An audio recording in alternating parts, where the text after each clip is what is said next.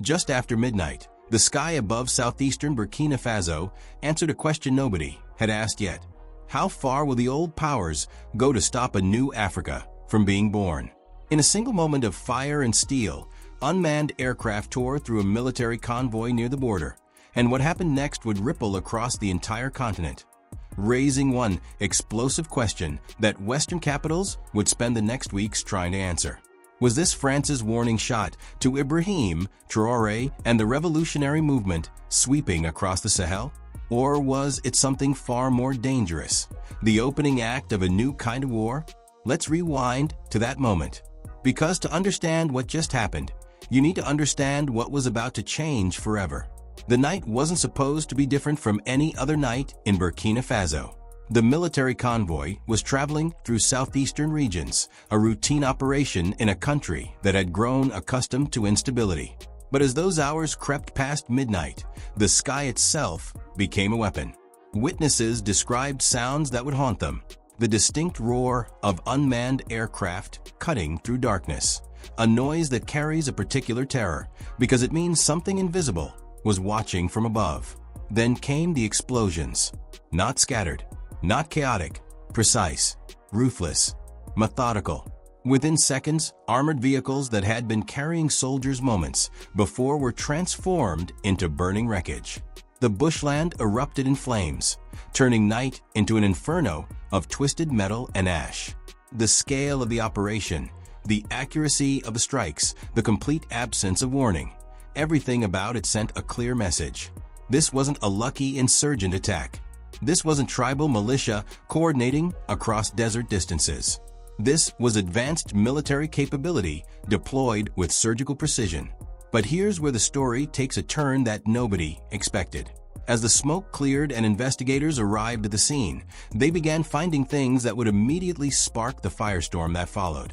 Advanced Western military technology, encrypted communications equipment that could only come from nations with sophisticated aerospace industries, tactical planning documents connected to foreign networks, the kind of evidence that doesn't appear by accident.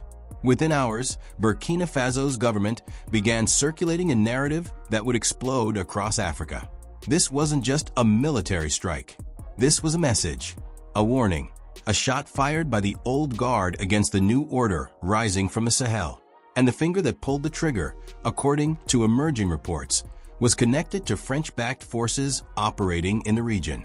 The implication hung in the air like the smoke over that burnt-out convoy. The government of Ibrahim Traoré, with its push for independence, its demand for control over its own resources, its insistence on military sovereignty, was being directly challenged by powers that had grown accustomed to having their way in Africa. To understand why this attack mattered, you need to understand what Ibrahim Traoré represents. He's not just a military leader or a political figure. He's become the symbol of something far larger. An entire region saying no. No to foreign military bases. No to resource extraction that enriches foreign capitals. No to the old colonial playbook written in 19th century ink, but still being enforced in the 21st century. When Traoré rose to power, it wasn't through some carefully orchestrated Western-approved transition. It was through a military takeover in 2022, followed by another coup attempt, followed by consolidation of power that came from somewhere unexpected. Genuine popular support. Across Burkina Faso, and increasingly across the Sahel region, ordinary people watched this military leader and saw something they hadn't seen in decades. Someone willing to actually fight for independence. But that's not the full story, because the Sahel has become something even more significant than a single country or a single leader. It's become an alliance. The AES, the Alliance of Sahel States. Mali, Burkina Faso, Niger. 3 nations sitting on some of the world's most significant mineral deposits, surrounded by foreign military presences that had justified themselves for years as fighting terrorism. Except something had shifted.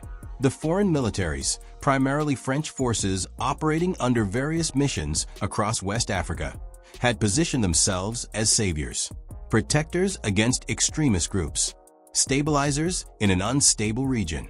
The French military presence in the Sahel had grown to thousands of troops, with bases across multiple countries, integrated into local security structures so deeply that the line between French interests and local government interests had become almost impossible to distinguish. Then came 2022. Then came Traoré. And then came the question that nobody in Paris wanted to hear. What if we don't actually want your help anymore? The movement wasn't just about Burkina Faso.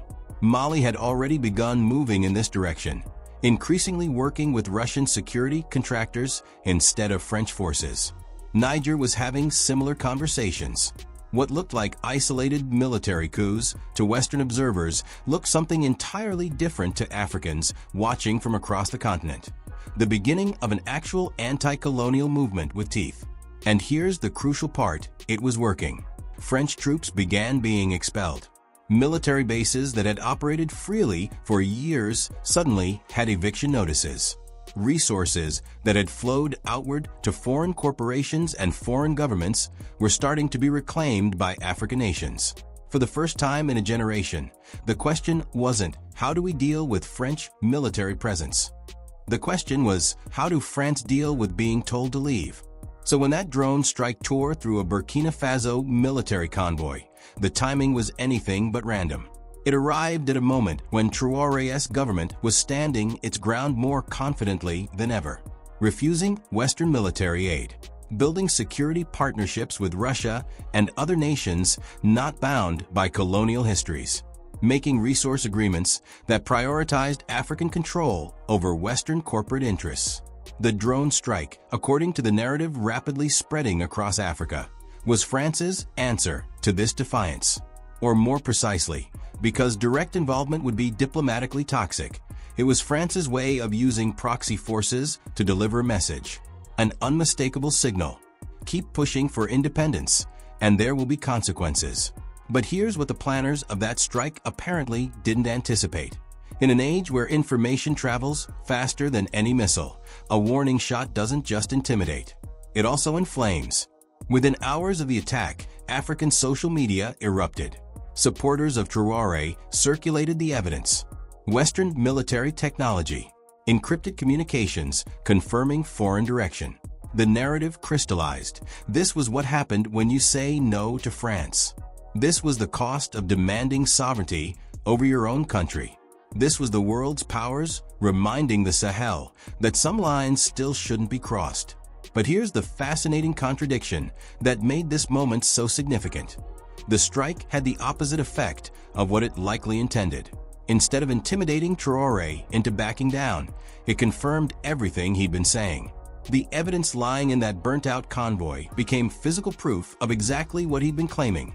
That foreign powers were willing to kill his soldiers, destroy his military capabilities, undermine his government, all to prevent him from reclaiming African independence. And across the continent, the message was received. From West Africa to East Africa, from North Africa to Southern Africa, people watching from distance saw one unmistakable thing. The old powers weren't going to let the new Africa rise without a fight. The reactions exploded across Africa with a speed and intensity that caught Western observers off guard. This wasn't some distant military incident that Africans would shrug at and move on from. This was personal. This was symbolic. This was the moment when rhetoric about sovereignty and independence collided with the violent reality of enforcing it. Supporters of Traoré and the broader AES movement seized on the attack as validation of their entire political project. Look, they said, this is what they do when you try to leave. This is what happens when you demand control of your own resources. This is the violence embedded in the old system. They had warned about Western military involvement, about the hidden hands controlling African governments, about the need for complete independence. And now they had a smoking gun, literally burning wreckage, that proved it. But the reaction wasn't limited to Traoré's supporters. It spread outward in concentric circles. Pan-African intellectuals and activists framed it as the moment the long-dormant anti-colonial consciousness woke up again. Young people across the continent, many of whom had never experienced actual anti-colonial movements, suddenly felt connected to something larger than their individual countries. This was the battle between African self-determination and neo-colonial control playing out in real time. Regional leaders faced a complex calculation. Some, particularly those still aligned with Western powers, distanced themselves from the incident or treated it as a one-off event. But others, particularly those watching Traoré's consolidation of power and the AES alliance growing stronger, began quietly re-evaluating their own relationships with Western militaries and security partnerships. Even countries without direct French military presence started asking questions. If France was willing to orchestrate a drone strike on a neighboring country to punish military independence, what was the implicit threat to other African nations, considering their own realignments? The attack in Burkina Faso sent a message that bounced across every border and through every government office. Obedience has rewards, defiance has costs. And yet, something about the attack's brutality had already shifted the calculation. The drone strike was supposed to be a warning.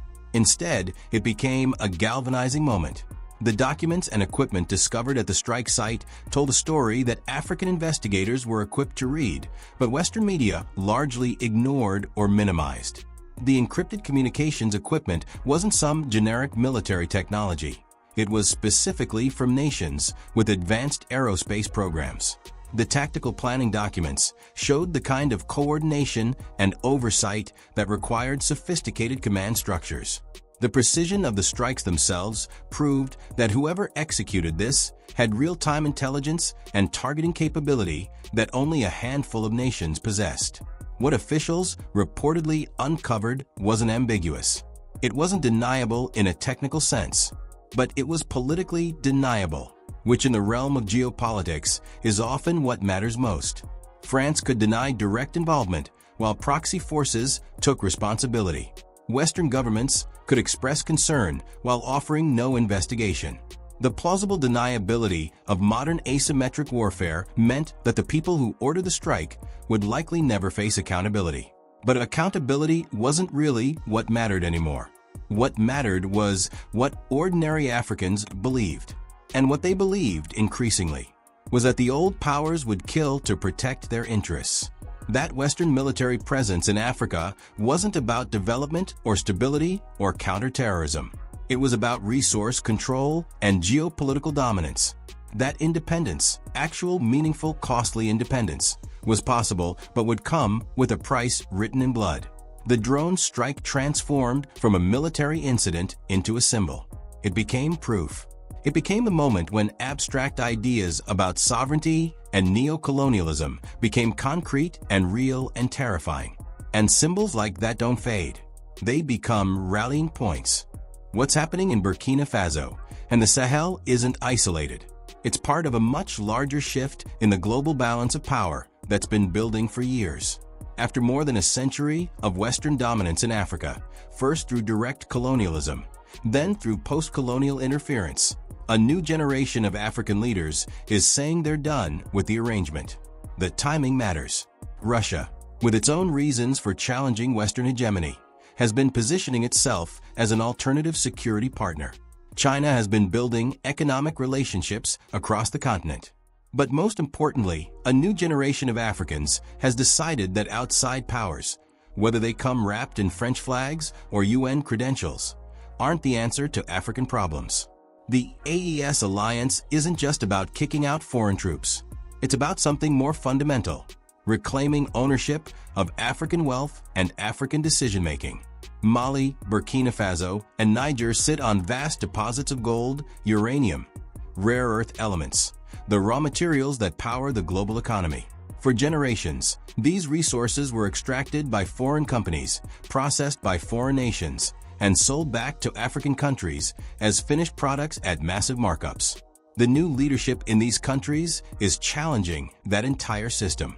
They're asking, why should our gold enrich foreign shareholders? Why should our uranium power foreign nations while we receive pittance in return?